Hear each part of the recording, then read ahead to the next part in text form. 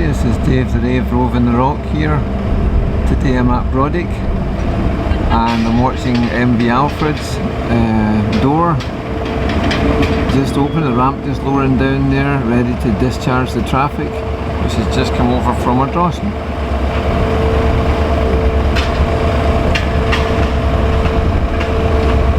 Just zoom in a little bit there to see what's going on. You can see it's a full load, it's absolutely crammed. Right, now this is Monday. Monday the 18th September, that's what so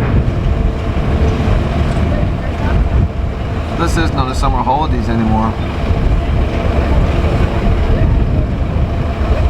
This is just a Monday in September, but you can see how full that is. A lot of motorhomes going down the left hand side as well. Now hopefully you can hear me because it's quite windy today. Actually the service is on alert today because of the wind.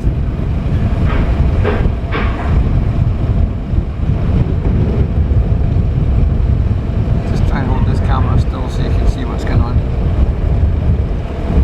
Get the foot passengers coming off first. And then I'll get to the motorhomes and the vans. Camera back a bit. Okay, that's not a bad view. Hopefully you can hear me, I hope so. So yeah, and the reason I'm here today is because MV Alfred is leaving in a week. It's a week today, is the last day of MV Alfred on this route.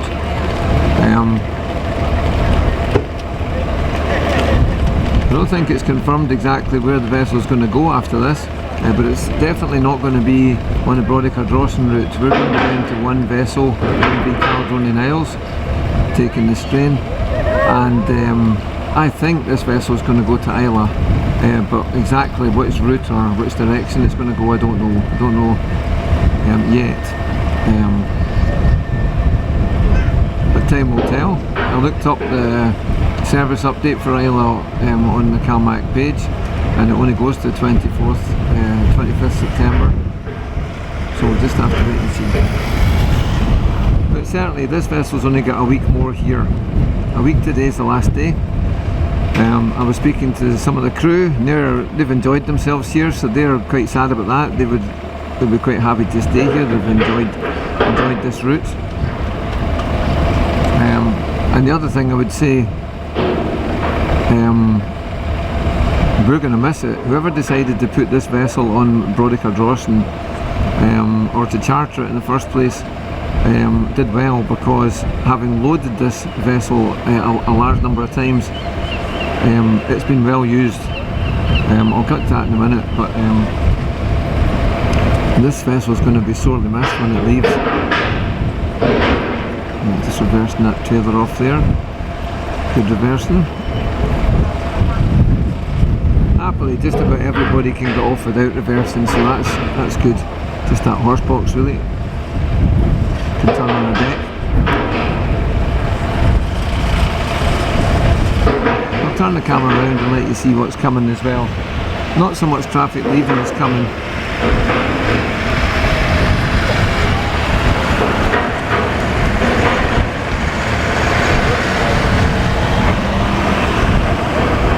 There we go, there's the view to Brodick and the car marshalling lanes. And for a change, because it's a Monday in September, these lanes are not full. But that's the first time I've seen that in a long time.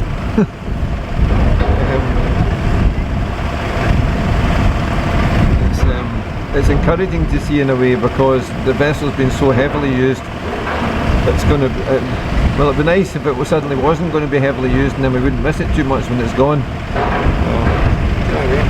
That's the load that's waiting for it just now. I'll come back to what we're doing. Okay, so the long and short of it is, this is a snapshot of a diary of Dave, what I've been doing the last little while. I've got a day off today.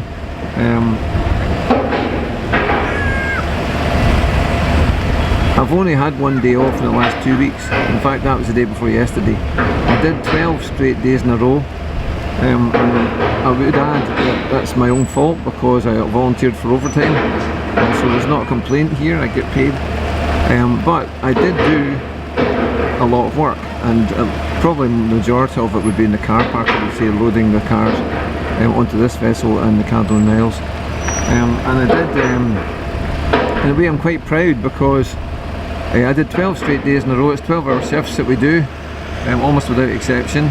So I would have done, what's that, 12, it's 144, at least 140 hours at work in 12 days, and over 150 in the last 14. I had one day off, the day before yesterday. And at the age of 58 I'm still capable of doing that. And it's hard work in a car park because you're on your feet the whole day, you get one break.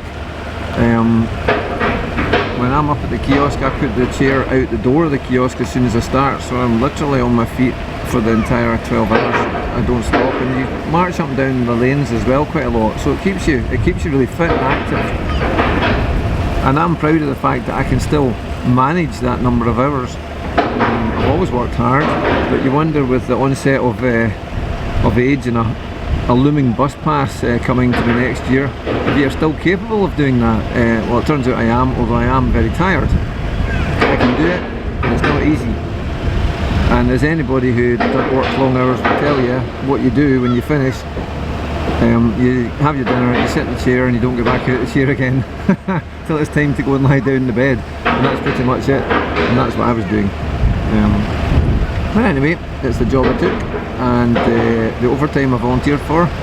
But my point is this: so I've been loading this vessel and the other one for about half of that time, at least half, and all of the last few days as well that I did, including yesterday. Yesterday, for example, Sunday in September, we loaded 500 cars on these two vessels.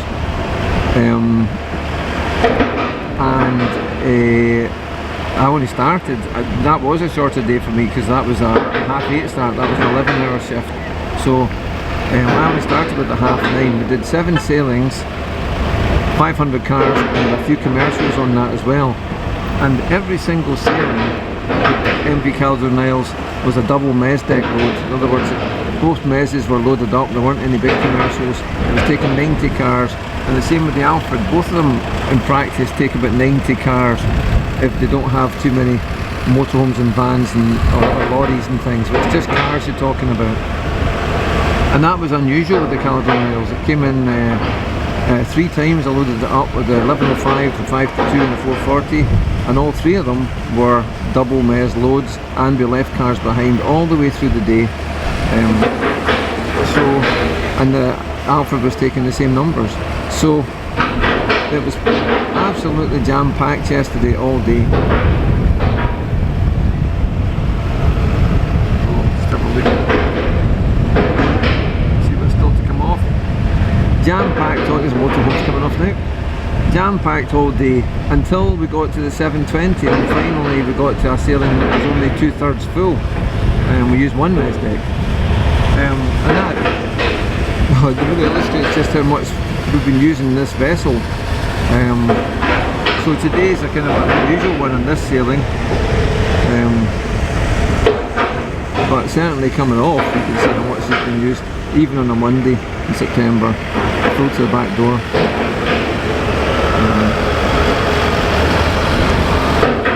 There we go. I think that's the last bit, just that caravan. Turn around in the deck, and that's then done. Okay, put the camera back a bit.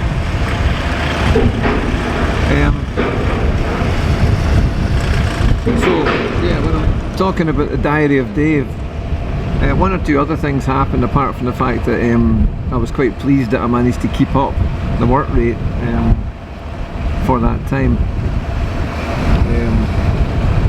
First of all, I run this little regular posts that I put on Facebook, and it's got a long fangled title which is overly long deliberately. The Calmac Car Park, the Car's the Star, Car of the Day, Classic and Sports Car Award winner. And then if a car comes through the car park that's unusual in some way, because it's either a luxury car or a very fast car or a classic car, then it gets the award. And I've had quite a number in the last couple of weeks in that 14 days I was just talking about. There's that lorry just reversing down there, and then that tanker's going to do the same thing, I think. Yeah, turning around and going on. And everything else should go straight on, should turn around on the deck. Come back to what we're watching here. So there's been a couple of Aston Martins that have been the car of the day, a DB9 and a Vantage. I've had a Bentley Continental GT. There was an Audi R8. I had two Volkswagen Transporter camper vans, and one of them was a split screen. So there were a lot of cars on a Cadillac sedan DeVille, that's it, that's what I had. Also had a massive trike as well, motorbike trike, just enormous, £36,000 trike with a 1500cc engine. So you get a lot of unusual vehicles. Remember, I'm only out here some of the time, I'm in the office some of the time, but it did strike me the regularity of the vehicles, the unusual vehicles that we get here. And I think if you were living in some area somewhere else, you probably don't see just as many fancy or unusual vehicles as I see here. I think there are more of that type of vehicle, I think, coming to Arran. It's a wealthy place, really. We've got some wealthy visitors coming here. That's the point I'm making. And it's nice to see these vehicles because, to my mind, the modern ones are very samey, you know, they're very efficient, and the more efficient things become, the more they all become and look like each other, and largely colourless as well. So, in fact, I'll look at the queue here, we'll use that as an example, but there are one or two of colour here.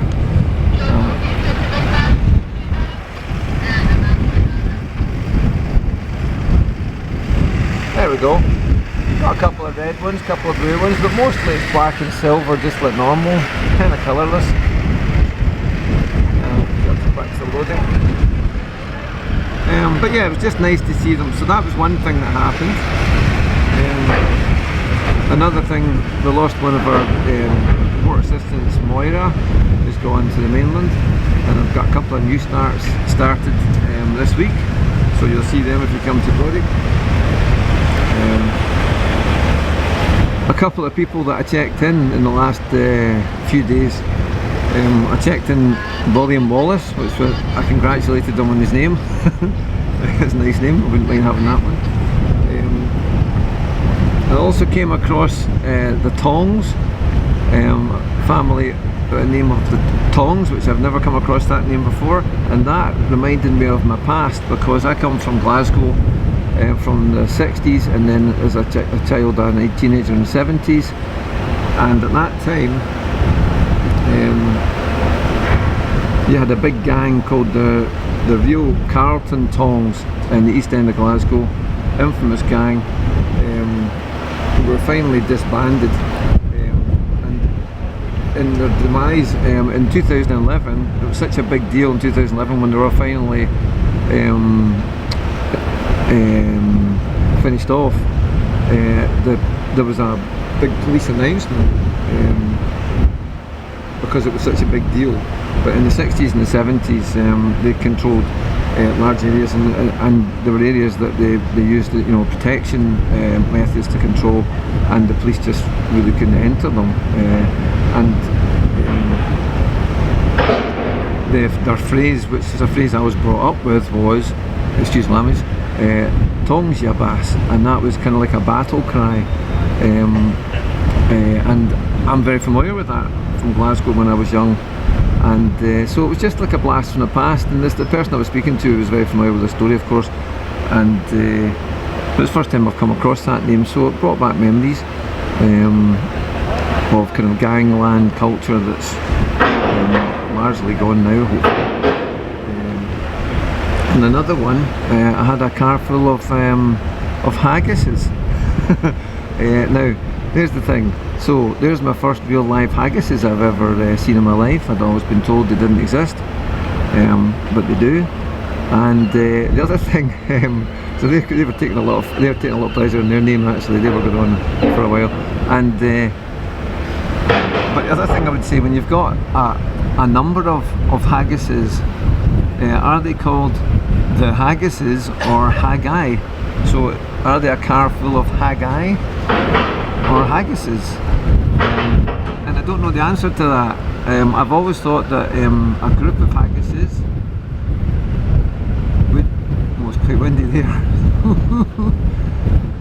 would be haggai.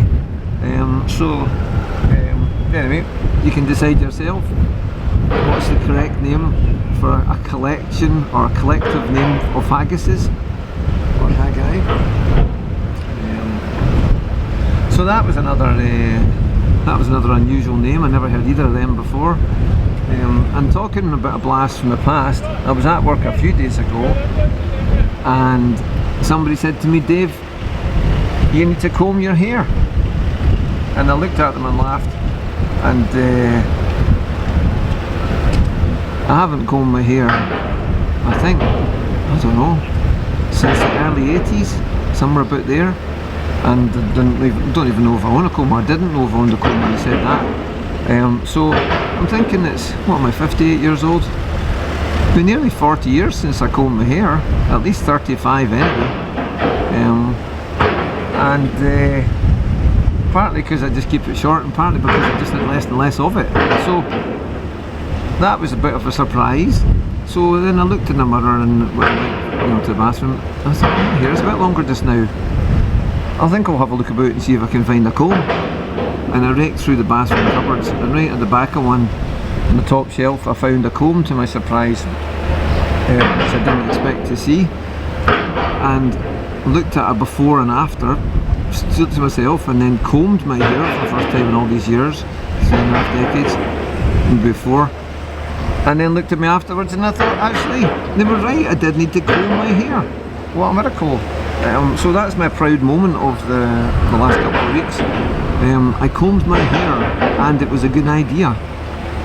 So another kind of blast from the past there. The other strange thing that happened was I found a dust cap. And when I was in Glasgow in the 70s and the 80s, I used to bomb about, getting in trouble, ringing doorbells and all that kind of thing. And one of the things you would do, you would get a dust cap and put it just in front of your knuckles, between your index and middle finger, and face the dust cap hole towards you, and cover most of the hole with the skin of your fingers, and then blow into it a very hard, and you could make a piercing whistling sound, extremely loud, ear-piercing whistling sound with this dust cap. Anyway, I had this dust cap. I went out to the kiosk with it, and in a gap in the traffic, the last cap disappeared off. I found the dust cap in my pocket, and I'll have a try at that, try and blow it, see if I can still do this, because I was proud of the fact that I could do that when I was a kid in Glasgow. And so I put the dust cap between my fingers, tried to blow it, and nearly came out with a whistling sound, but not quite. I haven't managed it yet. Tried it again this morning, and a car pulled up just as I was just finishing trying to blow into it. Now, I've never seen anybody else trying to do that in all of the time since I left Glasgow, which was in 1984. Never seen anybody try to do that with a dust cap. That's just my kind of thing I was proud of as a kid. I could owl hoot and I could do that with a dust cap. This car pulls up, the only time I've tried it, and the guy looks at me and he says, "Give me that dust cap." And I looked at him, okay, hand the dust cap over to him, puts it between his fingers, first time comes out with a perfect, incredibly loud whistle. I says, "Well, how on earth did you do that? How did you know that? I've never seen anybody do that since I did it in the 80s, and I haven't even tried it since then." He says, "Oh, I work in a garage, and of course we've got a lot of dust caps." I've always been able to do that, and I've also, I would add, teach all of my mechanics how to do that. Whoever works at my garage, I always make sure they know how to do that whistle with a dust cap. It's something we can all do. Everybody that works in my garage can do that with a dust cap. It's a badge of honour kind of thing. It's like, wow, I didn't know anybody else ever did that apart from me, and that's a whole garage full of people. And it's the only car that saw me try, the only person that saw me try, and the man could do it perfectly first time. What's the chances? You think to yourself, what is the chances of that? 1,000,000 to 1? I don't know the chances. Very, very low indeed. And another blaster pass, so that was fun.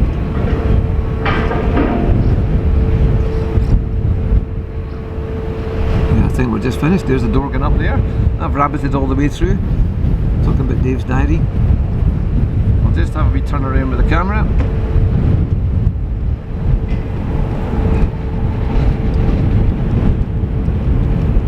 Done and dusted. Excuse the pun, dust cap.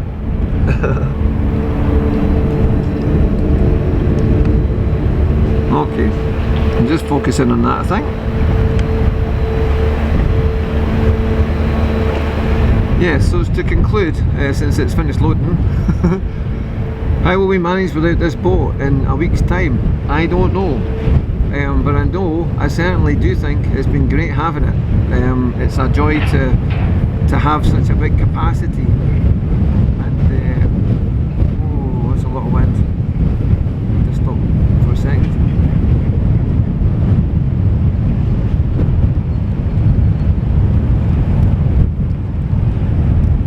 Bit of a blast there. Hopefully you can still hear me.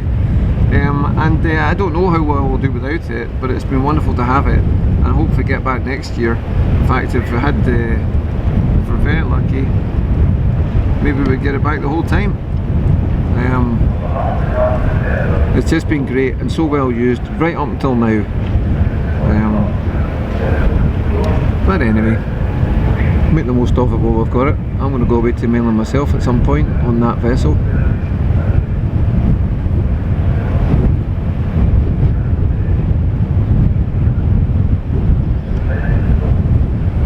Funny, the sea doesn't look very windy out there, but it sure feels windy up in this gangway. I'm getting blasted up here. Don't know if you can hear it. I've got a muffler on my microphone, so hopefully you can still hear me.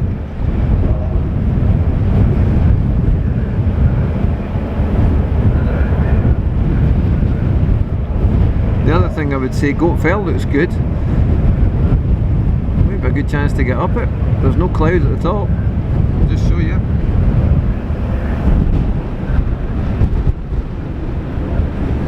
Wonder how windy it is up there though, if I'm getting blasted down here. I don't know. And there's a yacht out there making the most of it. Just get the wind sail out.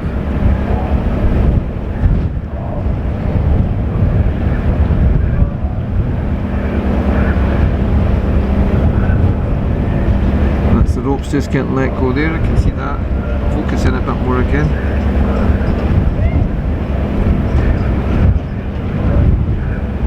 That's not bad.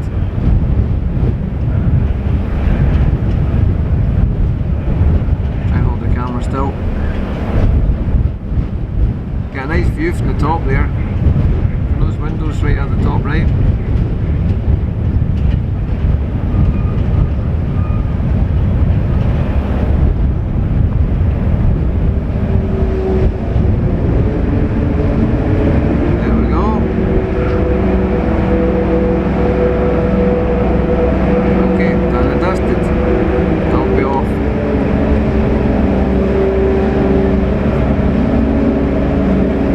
Davetheraverovingtherock.